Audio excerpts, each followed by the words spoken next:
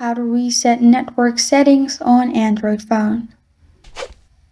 Hi everyone, I'm here to assist you today. Without any delay, let's jump right in. First, open settings on your device.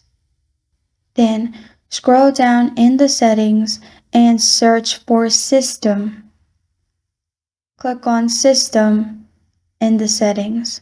Then click on Reset Options, which will lead you to these options. To reset network settings, click on Reset Wi-Fi, Mobile and Bluetooth, which is the first option.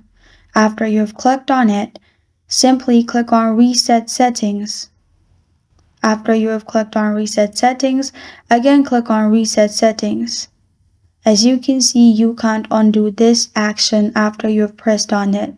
So simply click on it and all your network settings will be reset. This is how to reset network settings on Android phone. Thank you for joining me today. If this video helps you out, please leave a like and subscribe for more. Got a question or want to suggest a topic? Comment below. Thank you for watching.